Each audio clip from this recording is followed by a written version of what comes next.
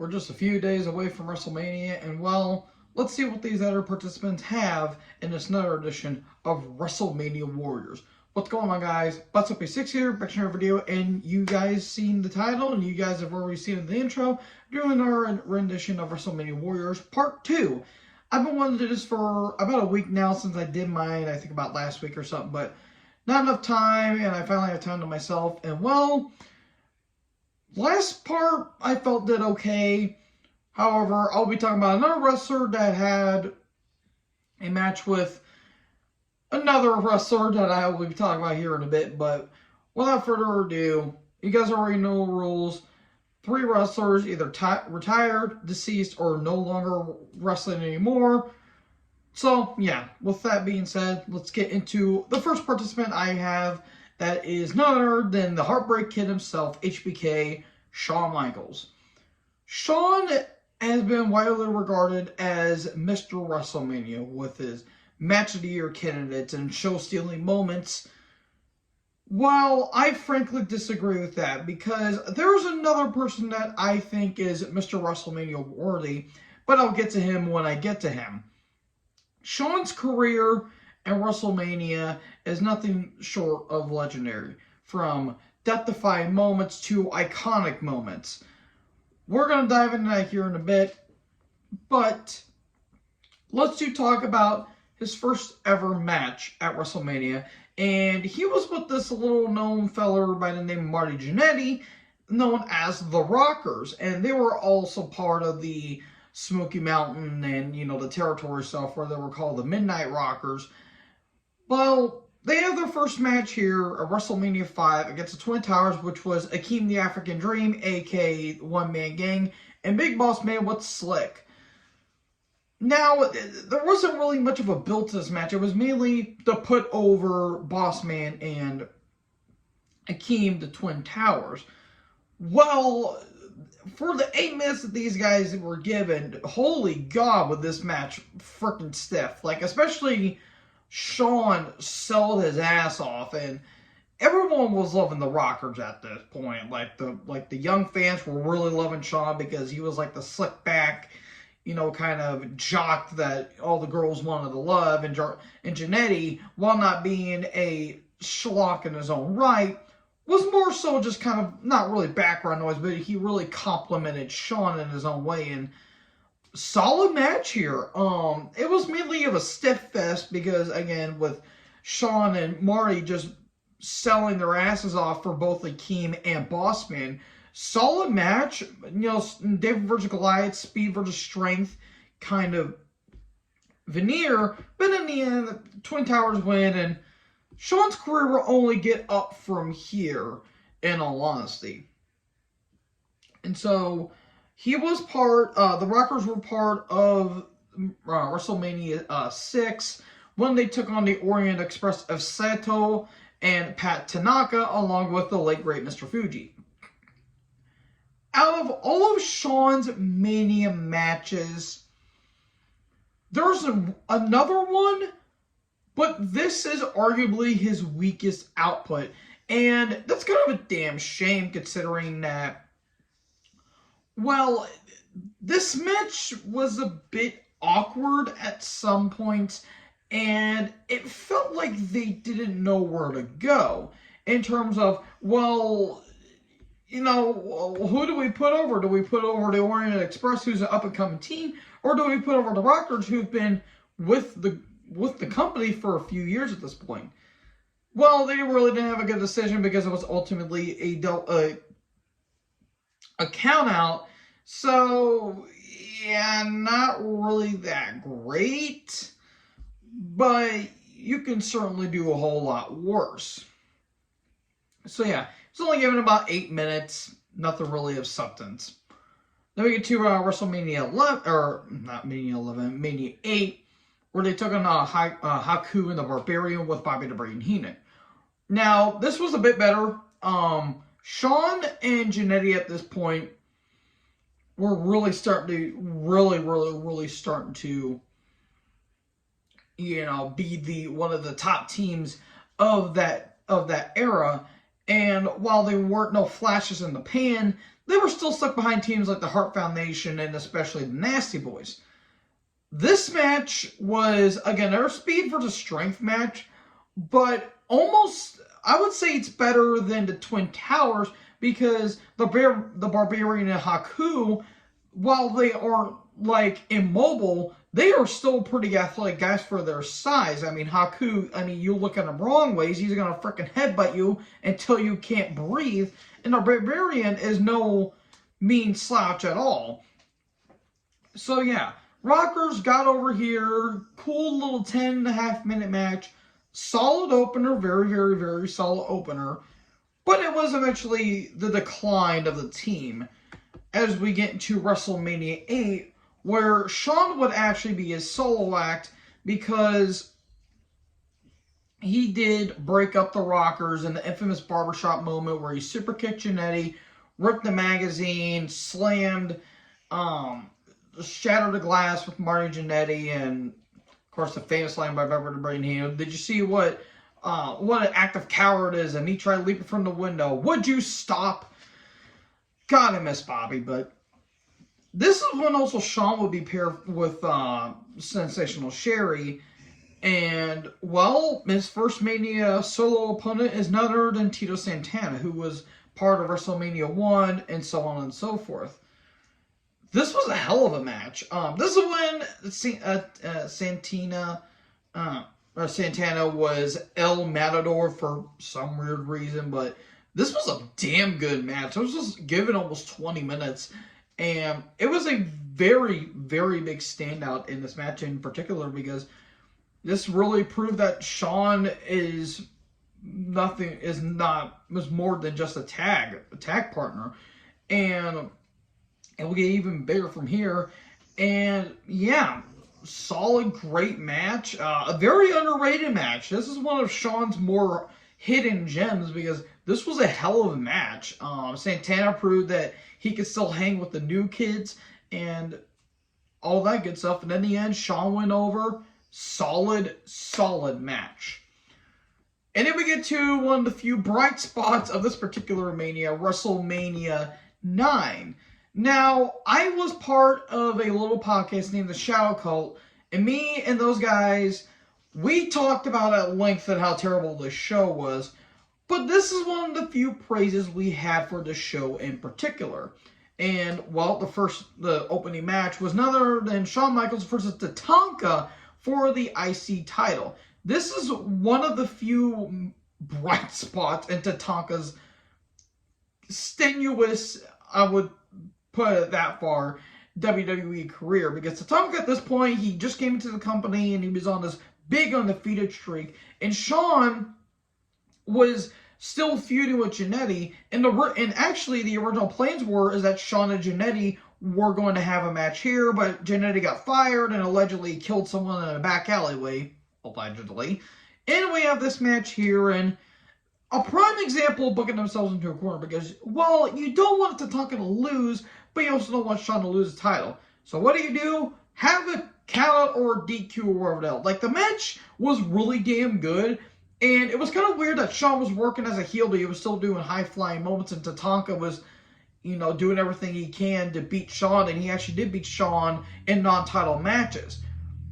So you have that here, but again, you booked themselves to a corner because it looked like Tatanka was going to win, but he was going to win by countout, so Shawn pulled the referee out, and the referee got attacked initially, so the match was ruled out, and you also have Sensational Sherry, who Shawn actually hit with the mirror, and actually Luna Vachon comes in, the late great Luna Vachon. And those two have a little scuffle, and they go into the back, and Tatanka will win by count. So kind of a screwy finish and kind of a weak opening to a Mania. But when you say weak in Mania 9, yikes, you're in for some rough stuff. But things got up from here for Shawn, because we would go to WrestleMania 10, where it all begins, or 10 years in the making as it is, with none other than WrestleMania 10, Shawn Michaels versus the late great Scott Hall, Razor Ramon, in a ladder match for the IC title. Now, the match here is widely regarded as possibly the greatest ladder match of all time. I agree, but disagree to a lesser extent, and I apologize for a second here, folks. God, you act like a freaking Nancy. Damn dog. Apologies, folks. Dog had to go out, but this match is widely regarded as one of, if not the best ladder match of all time. I agree, but there may be one or two that are better than this. This match, the story going into it where Shawn was IC champion, but he had to vacate the title due to a wellness violation. And Razor won a battle royal, then he got to face Rick Martel, and eventually he won the title. But Shawn came back with the actual title and say, no, I'm the actual champion. Well, let's have a ladder match. And Shawn at this point was paired up with Big Daddy Cool Diesel. And Diesel actually got ejected from the match earlier. Now, when you look at a ladder match today, you expect a lot of spots and a lot of, going through a ladder and all that stuff. And expect to little to no chemistry. That's not the case here because back in the 90s and back in the old days, they did not resort to just ladder spots. Yes, you had ladder moments, and they used the ladder to do more damage to their opponents, but it didn't rely on them. Nowadays, you can throw someone through a ladder, and it will be cool, but no one will remember it until the end of the time. This match has so many legendary moments from Shawn's Superman-like splash to Razor chucking, hitting the ladder on Shawn, and Shawn getting his foot caught, and even during a point where Shawn actually couldn't have pulled the ladder. Wait, no, that was actually SummerSlam 99 or 95, where Shawn could have pulled down the straps, and he got pissed off about it, having a little temper tantrum. But I think this was the one where Shawn pulled his pants down and his ass was out, and he hit an elbow drop on the Razor, which was weird and funny for some reason. But I cannot speak highly on how influential this ladder match is. It's not the first in company history, but it's the first on this grand scale of a match. And just how impeccable and how influential this match is speaks volume on just how legendary Shawn's career is. So, Razor wins, classic Mania match. Though one can argue their their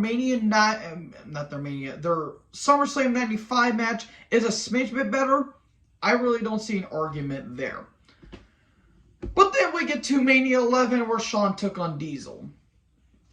Now, Shawn at this point, him and Diesel had their breakup in 94 after Survivor Series 94, where Shawn was accidentally super kicking Diesel. Diesel was pissed. He got on this rampage. And Diesel was WWF champion at this point because Bob Backlund, who won the title from Brett at SummerSlam that same day, he got challenged by Diesel, infamous Madison Square Garden, 8-second jackknife, and Diesel wins. And Diesel beat Brett at the Rumble, and Shawn won the Rumble, and we get this match here. I don't have a problem with this match partaking. The problem is that Diesel was terrible as WWF champion. He was crap as a babyface because they stripped everything that was cool with him. If he was just a badass dude that didn't care whose side you were on, that would have been fine. But this is the most infamous reign in wrestling history where Diesel drew little to no money, and they actually had to cancel house shows because of that. And then we get this match here. And this is where Diesel had Pamela Anderson and all that stuff. While the match itself is not bad, this match is overrated, folks.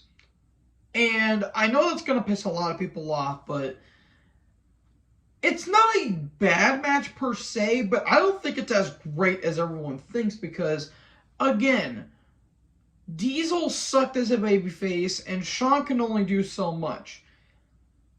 Diesel, this was pretty damn sloppy. This was a pretty sloppy affair, and it features one of the worst endings to a match I've ever seen, where Diesel powerbombed Shawn, but Shawn clearly landed on his feet and just fell backwards. A very sloppy finish to a pretty mundane match. But everyone wants to complain that, LT and Bam Bam had to had the main event. Look, if this was the main event, then this main event really wouldn't have been that great. And, well, Lawrence Taylor and Bam Bam Bigelow was not that great of a Mania main event. At least it was the one that really drew money, in all honesty, because this was the feud that was basically the big boiling point up until that point. So, yeah, not a really spectacular one here, folks. Then we get to Mania 12. Bret versus Shawn, Iron Man match, 1 hour. And the story was very enticing, to say the least, because Shawn won the Rumble again, and Bret was WWE champion. And a lot of people, this is a very divisive match. Either people say it's the greatest match of all time, or this is a boring pile of crap. I'm more on the latter half. I'm more on this side of the camp here. I think this is one of the best Mania matches, but I can understand why some people might not like it as much, because yes, there are some slow moments, but sometimes it's kind of like watching Halloween, the original Halloween from 1974, for a first time. It's kind of a slow burn. There are some quick moments, but it's not really trying to, go at 1,000,000 miles per hour, because if it does, then everyone's going to be gassed within the first 10 minutes. And this was a damn good match. I mean, the chemistry these two had, despite Shawn and Bret's famous boils backstage and their famous fights, these two always had good chemistry. And the boyhood dream come true, and Shawn was like the nut sharpshooter, but did not tap as time ran out. We went to sudden death, super kick, Shawn wins, the boyhood dream come true, and everything was fine and dandy. Until next year. Shawn was originally going to be facing Bret at WrestleMania 13, but since Shawn lost his smile and had a knee injury, when in reality he didn't want to put Bret over, that match got scrapped. Bret won the WWE title at Fatal 4-Way between Austin, Taker, and Vader, and then lost it to Sid literally a day later with the help from Austin. And the match was Taker versus Sid, and oh boy, I'll talk about when I talk about Undertaker, but yeah, that match wasn't really good. And Shawn was on commentary. He provided nothing for that match. And then we get to Mania 14, where Shawn would miraculously come back into the company, come back into the fold. And him and Bret had that match at Survivor Series 97. Not going to talk about the Montreal Screwjob. Everyone knows it by this point. And then we get to Austin versus Michaels with Mike Tyson as special guest referee. This is when the Attitude Era was hitting its peak, because 97 was showing some promise. Like, Mania 13 was a terrible show through and through. One match away from being the worst Mania match ever, and that happened to be the best match in WrestleMania history, in my personal opinion. My favorite match of all time. Bret versus Austin, the submission match. That match solidifies the Attitude Era in a complete package. This Mania solidified the Attitude Era in one major swoop, because this was like rebellious. Yeah, we ain't gonna take your... We don't care what you say. We're gonna do whatever we want and do whatever the hell we want. This match was great from start to finish. And this is when Shawn had his back injury, even though that there were times you can see where Shawn's back was clearly hurt, because back at the Rumble, Taker and Shawn had their casket match, and Shawn's back freaking landed on the casket, which, yeah, that looked brutal, but at the same time, Shawn was going through a lot of crap at that point, and he eventually did have to take 4 years off. And also won the Rumble at that point. And you have all these moving pieces going on, especially the build-up to this match where Tyson and Austin had that infamous shoving match, their shoving contest on Raw, building up to this Mania. Tyson and Austin! That's Tyson and Austin! And then you get to the match here, and this match was so damn good. And also was in the prime of his career, and Shawn, while being great, you could tell he was wanting to get out of the company sooner than later. And there's a story that apparently is true that Taker was backstage after his match with Kane, tipping up his fist, and if Shawn did not put over Austin, Shawn was going to have a rough day with the dead man. And lo and behold, counters galore with the stunner and super kick. Stunner, 1, 2, 3. And that's all she said. Taker took his fist, tape off, went and go shower. Because everyone was tired of Shawn's antics at that point. Like, everyone was fed up with it in 97, but 98 was pretty damn bad for Shawn. So yeah, this match was absolutely awesome. And if Shawn actually had gone away for longer than he should have, curious what they were going to do afterwards. Because Shawn, however you may feel about it, he was a very pivotal point in the new, especially the new generation, but especially the Attitude Era. So where would Shawn go if he would stay? If he would have come back, who knows? In all honesty, but eventually Shawn did come back in 2002, makes a spectacular return in some way. When he had to join when the NWO showed up and he was a member for some weird reason, but Triple H and him had that feud. Shawn's return was more than adequate. And then we get to Mania 19 where he would take on Chris Jericho. Now, basically the feud is, can Jericho out Shawn Michaels? Shawn Michaels. That's basically the feud going into this. And, they may have a mutual respect for each other, but we don't know yet. And all this good stuff. This was a damn good match. And coming from Mania 19, which is, in my opinion, the best WrestleMania of all time, this match really, I want to say, put Jericho on the map in some ways. Because, well, yes, he had his feud with The Rock in 01, and then he faced Triple H. Him facing Shawn really kind of invigorated Shawn, and especially Jericho himself, where this match really made Shawn doubt all the haters wrong, especially when he has his comeback match at SummerSlam 02 when that Street Fight against Triple H. This really proved the haters wrong, saying, no, I am back, and I'm really to damn well revive my career. And he basically did with this match here in particular.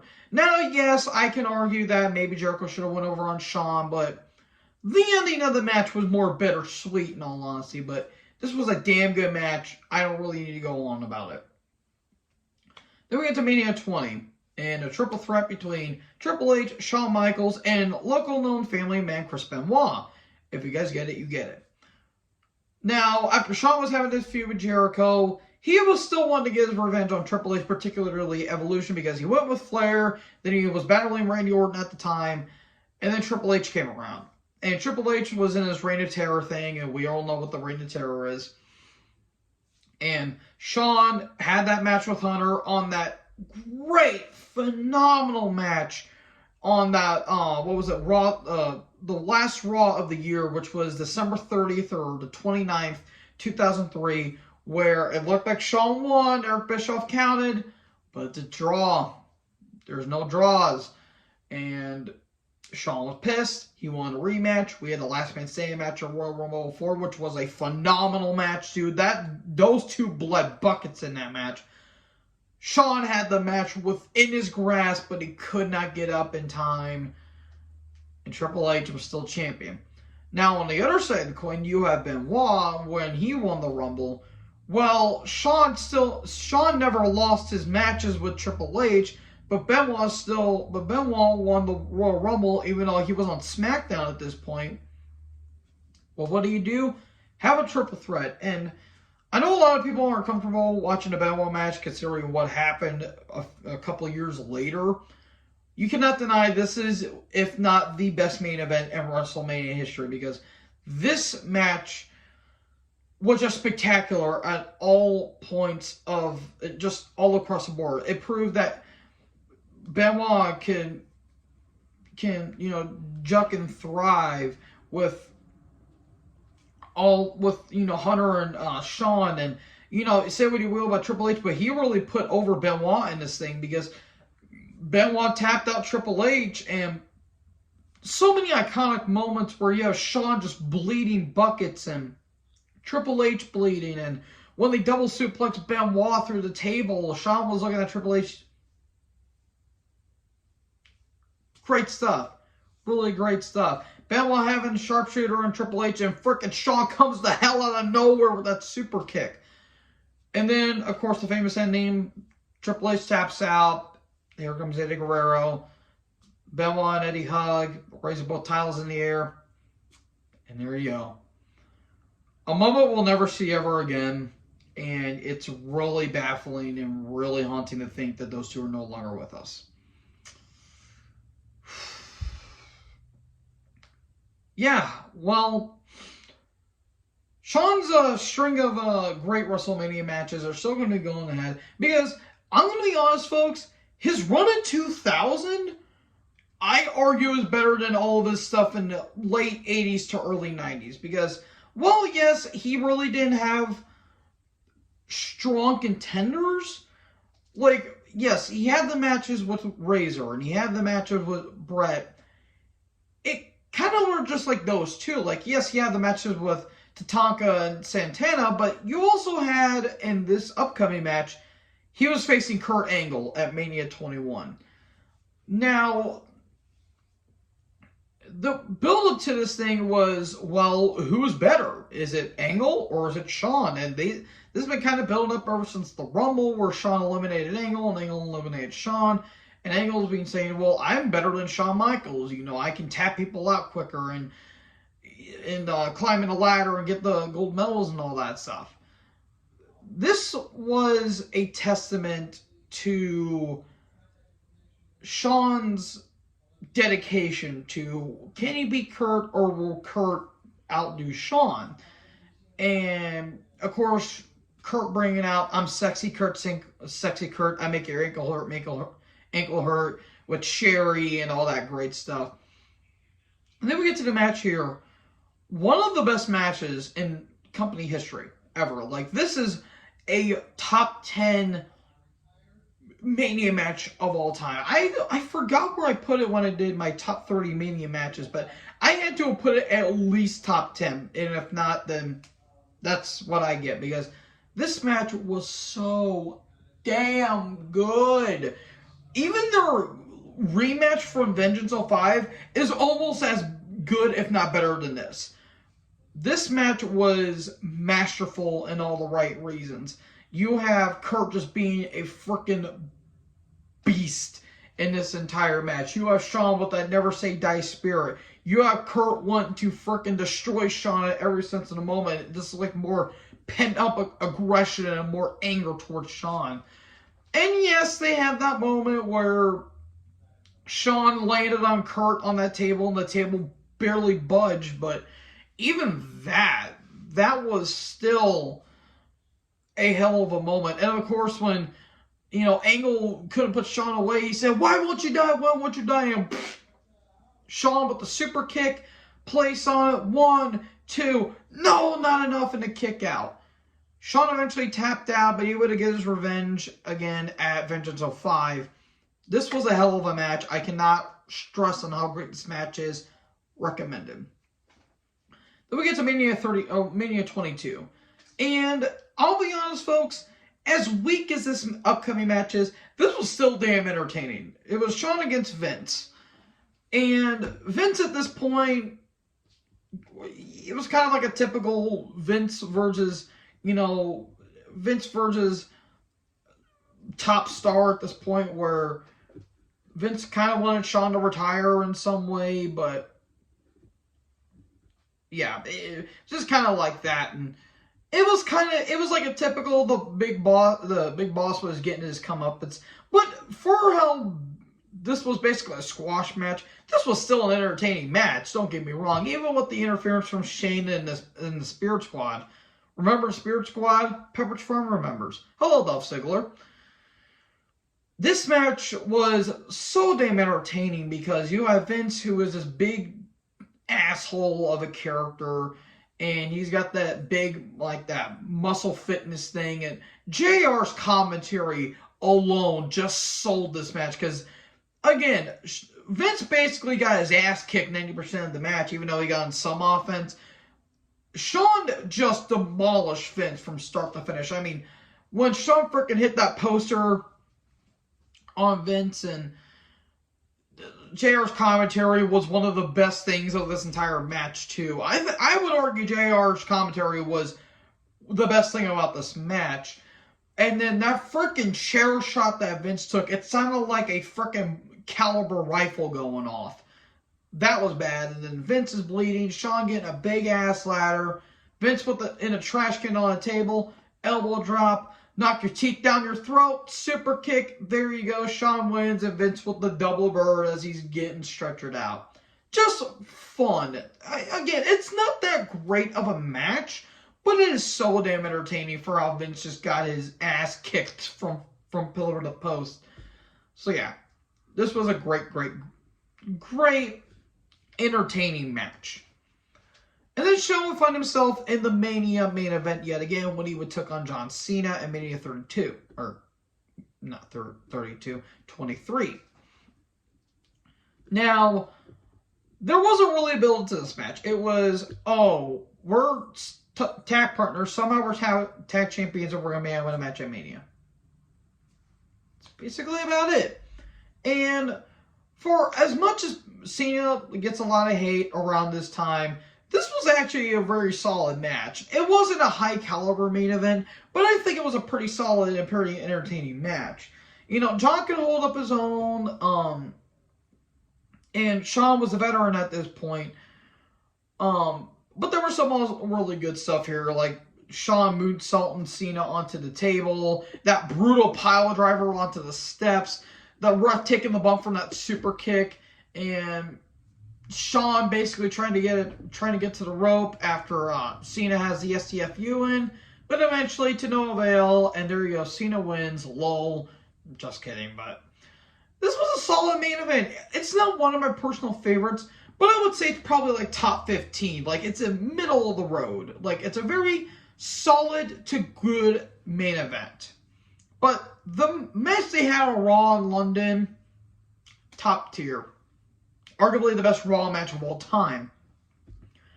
And then we get to Mania 24, where Shawn would face Ric Flair in a career-threatening match. And basically what it was is Flair was going on this kind of retirement streak where every match he would have, if he lost, he would retire. Like he faced, I think he faced MVP at the Rumble, then he faced Kennedy at No Way Out, and eventually he got to face Shawn here. And the promo and the build-up leading to this match was so damn good. Like, basically, like Shawn calling Flair Old Yeller and all this great stuff. And Shawn basically, Flair didn't want to retire, but Shawn's like, well, it's either do or die, basically. Now, while the match it has a lot of emotion going for it, and we all knew Flair was going to retire, the match isn't really that good. Like, Flair looked bad in this match. Like, he looked visibly gassed. He was botching spots. He didn't know where the hell he was at. He looked like crap in this match. Shawn, on the other hand, was flip the dude on all over the damn place, and well, that's basically what Shawn did. I mean, that moonsault into that, where Flair moved out of the way of that moonsault, and frickin' Shawn's ribs crushed on a table. Ouch, that looked like that hurt. But Flair basically trying everything he can to win. 2 super kicks, but Flair kept getting up. Shawn saying, I'm sorry, I love you. Bam, super kick, Shawn wins. Flair, emotional, and the retirement afterwards was great. And Flair would never wrestle again. Oh, wait. TNA and Flair's final farewell match. Talk about having one of the greatest legacies in wrestling and pissing away in a heartbeat, but I digress. Good match, more emotional than memorable. Let's just put it that way. Then we get to Mania 25, where Shawn would take on Taker. the feud going up to this match was really nothing of note because it's like, oh, well, we have two legends battling out in a Mania match. Let's have it. And I could have thought of anything else, and this match wouldn't. Like everyone knew this was going to be the best match on the show, but no one knew how great this match was going to be. Like, their build-up in 97 was miles better than this, but the match here is arguably the best match in Mania history, and arguably the greatest Undertaker and Shawn Michaels match. This match was fucking amazing from start to finish. Like, there was no point in the match where I was, like, bored or, like, basically nitpicking. The only thing that I can nitpick is Taker basically about dying. But to be fair, it was not Sim Snuka's fault, the cameraman. It was that he was out of reach and Taker basically freaking died for about five minutes there. And that was about it. That was no one's fault. It's just bad timing. It was wrong place, wrong time, basically. But the tombstone and the kick out and Taker was just like I just had an out-of-body experience. Good old JR. And then super kick. No, still kicked out. And then Shawn going up top, gets caught with the tombstone. 1, 2, 3, and there you go. And I did like the entrances. Where Taker said sometimes you have to go through hell in order to go to heaven, and that's what Shawn did, where he was rising from the heavens above to take down Undertaker. And I did like, somebody actually pointed this out, where when Shawn was going up to the top and hitting that moonsault and Taker caught him, it's like Shawn was going up to heaven, but he came crashing down to hell. That was some damn good stuff. So yeah, the best match on Mania 25, but that ain't saying much. I could have pissed out something that was way better than 25, but one of the best matches of the 2000s, and arguably the best Mania match of all time. Arguably the best match in WWE, if you ask people. So all in all, good job stuff. And then we get to Shawn's last match. I said Shawn's final match. We're not talking about Saudi Arabia. We get Mania 26. Streak versus Career. Taker versus Shawn 2. This build-up was miles better than the original, but then again, they really didn't have much of a feud going into it. Basically, Shawn wanted a rematch from Taker, but Taker kept denying it. And then when Shawn couldn't win the Rumble, he had to cost Taker the title in order for him to get his rematch back. But Taker says, on one condition, you put your career on the line. And everyone knew going into this match, there's no way Shawn's breaking the streak. They about got us a couple times, but Shawn's time was up, and I think we all knew it. And the emotion going into this match is, we all knew Shawn was going to retire, but how is he going to retire? Like, in what fashion is Shawn going to retire? I do think that the previous match was a bit better, but this had the better build and all that fun stuff. I think the match is really damn good, but I do think that the original match was better. Hell, I argue the Hell in a Cell match is better than this. This was a great match, though. This was a really, really, really, really great match where Shawn was doing everything in the kitchen sink to beat Taker, but it didn't happen. Where Shawn took a tombstone on the floor and took another tombstone. He moonsaulted onto a table where he completely... Well, he was nowhere near Taker. I'm surprised Taker's knees didn't buckle afterwards. Great stuff. But eventually, Shawn couldn't do it. You know, doing this, slap in the face of Taker, jumping tombstone. Shawn loses. And Shawn waves goodbye to everyone. And every tear was dropped that day. And it was just a great match. And I'm glad they got the Mania main event because they should have gotten it the year beforehand. But this was a great stuff. Great, great, great stuff. Now afterwards, Shawn would have some Mania appearances. He would be the referee for Taker versus Triple H in the end of an era Hell in a Cell match of 28. He would show up, I think, he would show up at Mania 31 with the whole Sting and Triple H match, and then Mania 32 when him, Austin, and Foley would take on the League of Nations, and he will eventually be a little guest commentary for Triple H versus Batista and the No Holds Barred match at Mania 35. And the rest he said is history. So Shawn, arguably Mr. WrestleMania, but I think there was one other guy that I think did better. Now, I was originally going to be doing 2 more people, but I'm kind of running low on time here, so you're only going to get one wrestler, but I'm going to make it up for it. So, thank you guys so much for watching this video. What is your favorite and your least favorite Shawn Michaels Mania match?